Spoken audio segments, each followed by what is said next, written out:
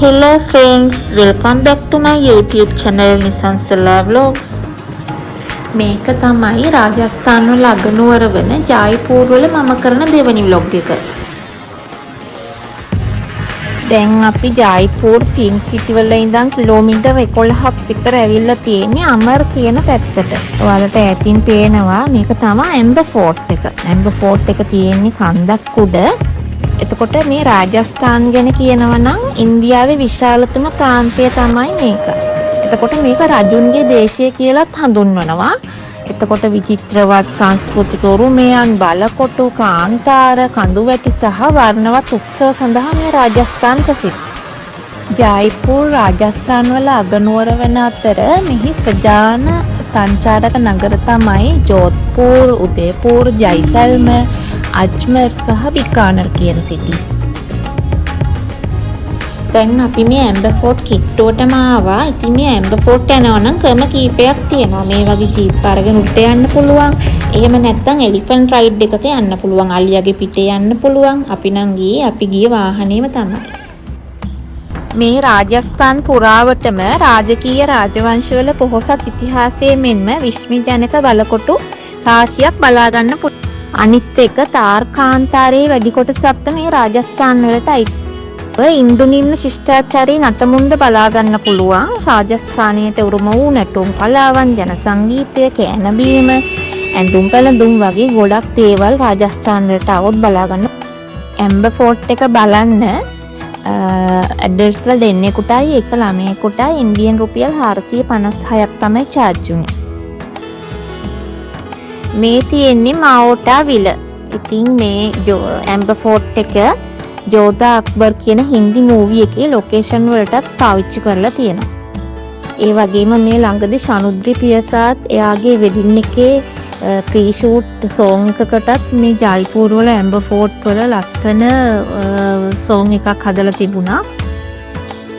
මේ ඇම්බර් ෆෝර්ට් එක 16 වෙනි සියවසේ පළමු වන මාන් සිං රජතුමා තමයි ඉදිකිරීම ආරම්භ කරලා තියෙන්නේ. රතු හා කහපාට වැලිගල් තමයි මේකට පාවිච්චි කරලා තියෙන්නේ. එතකොට මේකේ ගෘහ නිර්මාණ ශිල්පය ගැන කියනවා නම් හින්දු හා මූගල් යන ක්‍රම තමයි පාවිච්චි කරලා තියෙන්නේ. එතකොට කන්දක් මත තමයි මේ ඇම්බර් ෆෝර්ට් එක හදලා තියෙන්නේ. එතකොට මේ මාලිගය රාජ්පුත් මහා රාජවරුන්ගේ හා ඔවුන්ගේ පවුල්වල වාසස්ථානයද වුණා. අනිත් එක මේ මාලිගයේ ජයිගර් කොටුව සමග ආරවල්ලි කඳුපන්තියේ චීල්කා වීලා මත ඉහළින් තමයි පිහිටලා තියෙන්නේ. ඉතින් 1727 දී දෙවන සවායි ජයසිංහ රජතුමා අගනුවර ජයිපුර වෙත ගෙන යන තෙක් රජපෞල මෙහි තමයි වාසය කරලා තියෙන්නේ. අපේ මේ ටුවර් එකට ජයිපුර ඇඩ් කරගත් එක ගැන මාරම සතුටුයි. අපි මාරම ලස්සන දේවල් මේ ජයිපුර වලදී දැක්කා.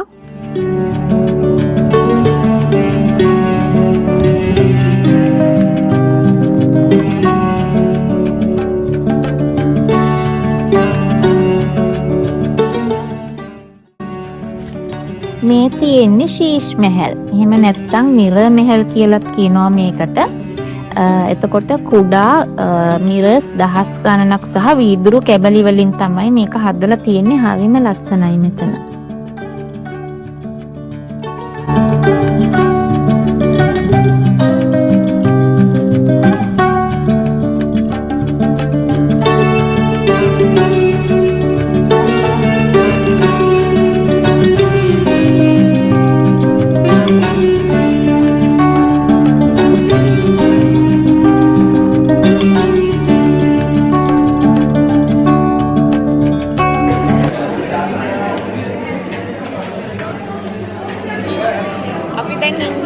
ශීෂ් මහල් වල ඇම්බර් ෆෝර්ට්.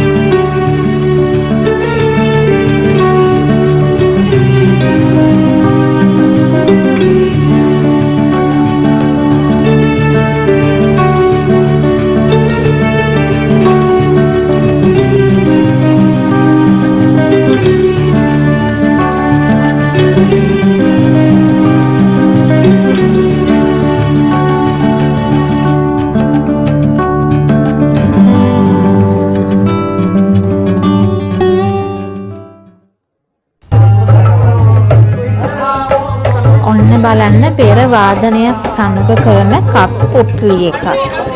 කත්පොත්ලි කියන්නේ මේ රාජස්ථාන් වල රෝකඩ නැටවීම කියන එකට. එතකොට රාජස්ථාන් කත්පොත්ලි කියන්නේ රාජස්ථාන් ප්‍රාන්තයට ආවෙනික වූ අවුරුදු 1000කටත් වඩා පැරණි ජනප්‍රිය නූල් රෝකඩ කලාවක්. එතකොට ඩොල්කි වගේ වාද්‍ය භාණ්ඩ සහ ජන සංගීතය තමයි මේට යොදාගන්නේ.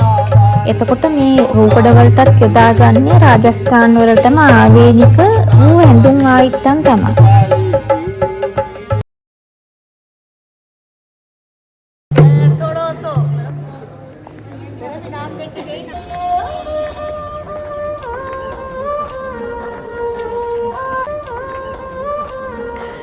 මේ ඇහෙන්නේ රාජස්ථාන් ෆෝක් මියුසික් එකක්. එතකොට රාවණා හත්ත කියන සංගීත භාණ්ඩය තමයි මේකට යොදාගෙන තියෙන්නේ. මේක ලෝකේ පැරණිතම තත්වාද්‍ය භාණ්ඩයක් තමයි.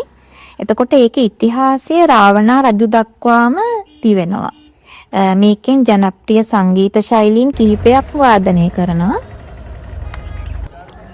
ඔන්න අපි දැන් මේ ඇවිල්ලා ඉන්නේ ගාවට නහර්ගර් ෆෝර්ට් බලන්න. එතකොට මේ ජයිපූර් වල ප්‍රධාන බලකොටු තුනක් තියෙනවා. ඇම්බර් ෆෝර්ට්, නහර්ගර් ෆෝර්ට් සහ ජයිගර් ෆෝර්ට්. මේ තියෙන්නේ වැසි කාලේ ජලය රැස් කරලා තියාගන්න හදපු ලිඳක් වගේ තැනක්. එතකොට මේ නහර්ගර් ෆෝර්ට් බලන්න ඇඩල්ට්ස්ලා දෙන්නෙකුට ඉන්දියන් රුපියල් 204ක් වගේ තමයි charge උනේ.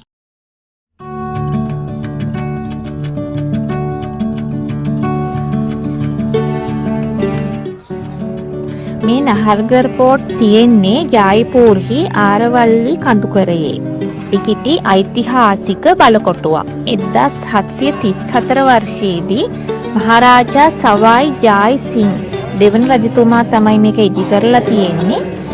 මේක එතකොට ජයිපූර් නගරය ආරක්ෂා කරන්න තමයි යොදාගෙන තියෙන්නේ. එතකොට මේක ප්‍රධාන බලකොටු තුنين එකක්. ඒ කියන්නේ ඇම්බර් ෆෝර්ට්, ජයිගර් ෆෝර්ට් සහ අනිත් එක තමයි නහර්ගර් ෆෝර්ට්. එතකොට සතුරන්ගෙන් ජයපූර් නගරය ආරක්ෂා කරගන්න තමයි මේක හදලා තියෙන්නේ. ඊට අමතරව රාජකීය පවුලේ සමාජිකයන්ගේ මාලිගයක් ලෙසද පාවිච්චි කරලා තියෙනවා.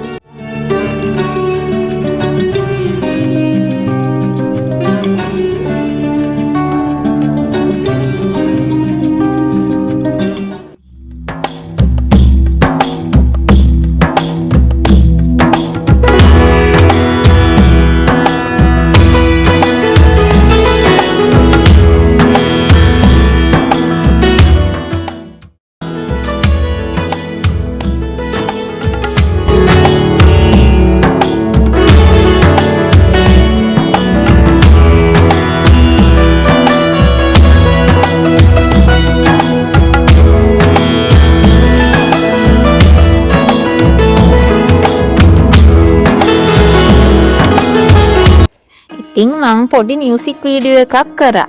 මේ පේන්නේ ජයිපූර් නගරය.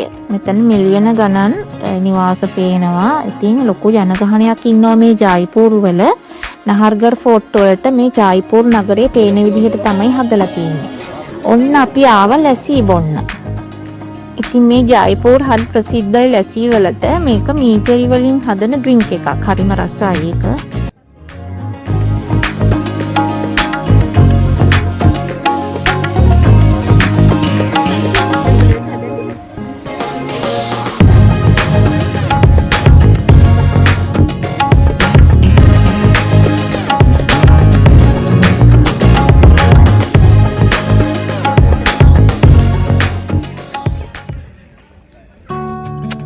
නහර්ගර් ෆෝර්ට් බලලා ඊළඟට අපි ආවේ ජල් මහල් බලන්න.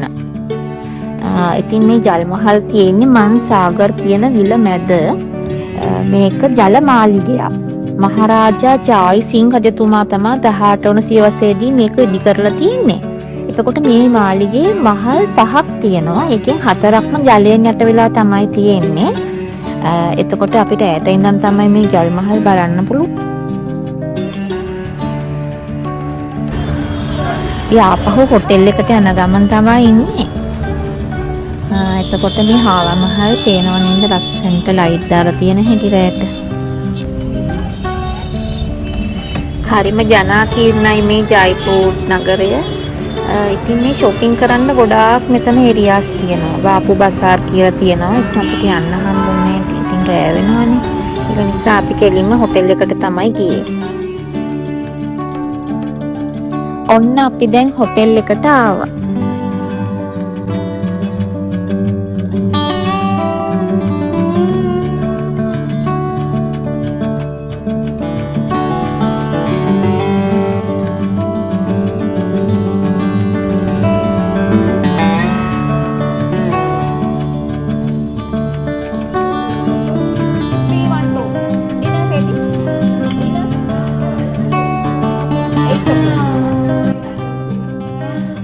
තාම ඩිනර් රෙඩි නෑ කියලා තමයි කිව්වේ. පොඩ්ඩක් අපි දැන් රූම් එකට ගිහිල්ලා වොෂ් එකක් දාගෙන පොඩ්ඩක් ෆ්‍රෙෂ් වෙලා 8ට විතර ඇවිල්ලා ඩිනර් ගන්නවා.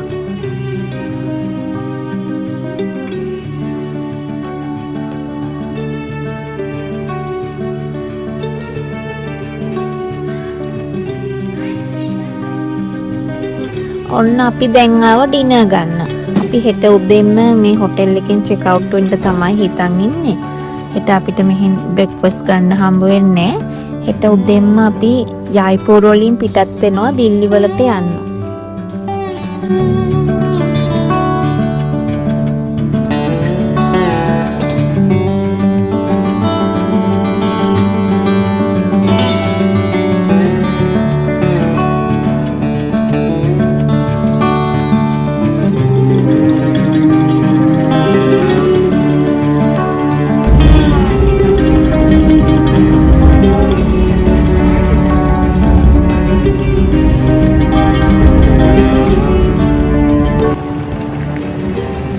දැන් අපි ඉන්නේ ජයිපූර් වල ඉඳලා දිල්ලි වලට යන අතරමඟ තමයි. ඉතින් මේ හයිවේ එකක ඉන්නේ අපි. මේ ෆොග් එක නිසා අපිට ටිකක් යන්නත් අමාරු වුණා. මොකද අපි උදේම පිටත් වුණානේ ජයිපූර් වල ඉඳන්. ඉතින් පාර පේන්නේ සමහර ලාට ළඟ වාහන යනවා. ඩබල් සිග්නල් දාගෙන තමයි මේ ඩ්‍රයිවර්ස්ලාත් යන්නේ. ඉතින් අපි අතරමඟක් ටිකක් නතර කරගෙන ඉඳලා ටිකක් අඩු වෙනකන් ඉඳලා තමයි ඊට පස්සේ යන්න පටන් ගත්තේ.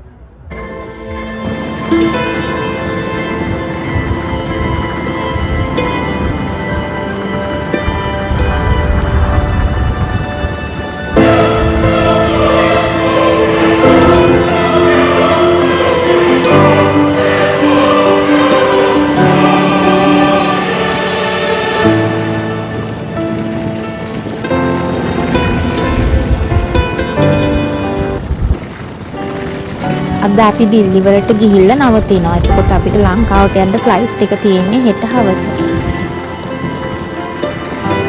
ඇත්තටම අපි මේ ඉන්දියා ටුවර් එක ගොඩාක් එන්ජොයි කළා. අපි ලස්සන තැන් ගොඩාක් බැලුවා. ඉතින් ඔයාලටත් පුළුවන් විදිහට මම ඒව අරගෙන ආවා. ඉතින් ආයි පාරක් ඉන්දියාවේ આવොත් අපි නොගිය පැතිවලට එන්න තමයි හිතාගෙන ඉන්නේ. ඉන්දියාව ලොකු රටක් නේ. අපි කියන තැන් ගොඩාක් තියෙනවා. බලන්න ඕන තැන් ගොඩාක් තියෙනවා. ඉතින් උතුරු පැත්තට ගියොත් අපිට කාශ්මීර, ලඩාක් ඒ වගේ තැන් ගොඩාක් බලන්න පුළුවන්. ඊට පස්සේ අපි ජයිසල්මර් වලට ගියොත් අර ඩෙසර්ට් එක්ස්පීරියන්ස් ගන්න. ඒ වගේම දකුණු ඉන්දියාව පැත්තට ගියොත් කේරළ, කොචින්, මුන්නාර් වගේ පැතිවලට යන්න පුළුවන්. ඉතින් ආයි පාරක් ඉන්දියාවට එන්න ආසාවකින් තමයි ඉන්නේ. බලන්න ඉතින් කොහොම වේද දන්නේ.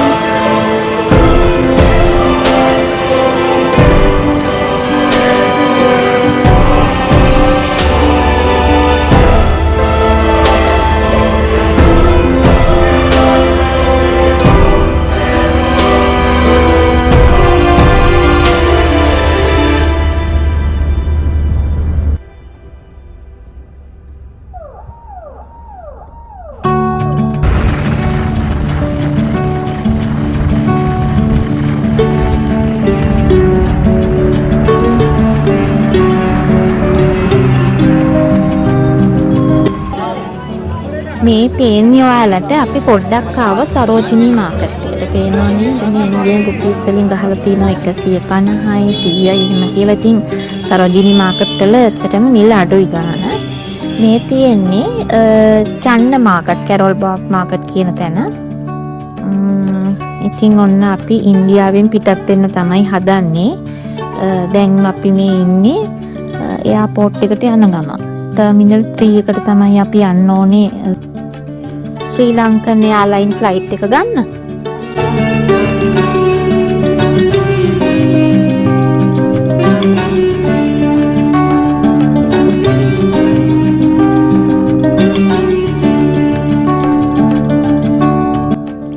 ඉතින් අපිත් එක්ක යන මේ ඩ්‍රයිවර් මහත්මයා අපිත් එක්ක දවස් 9ම හිටියා. දවස් 9ම අපි මේ වෙහිකල් එකේ තමයි ගියේ.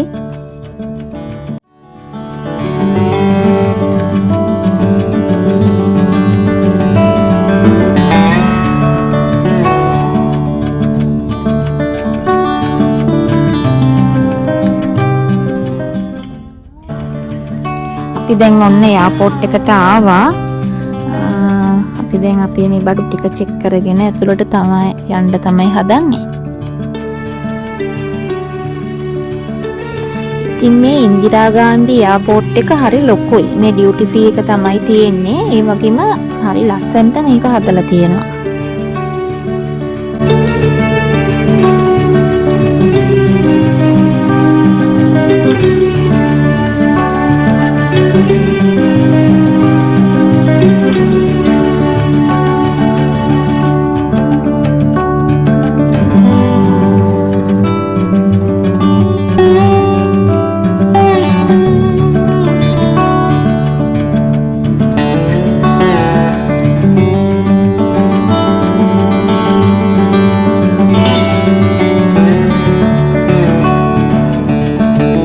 දැන් අපි චෙක් ඉන් වෙලා ෆ්ලයිට් එකට බෝඩ් වෙන්න යන ගමන් තමයි ඉන්නේ.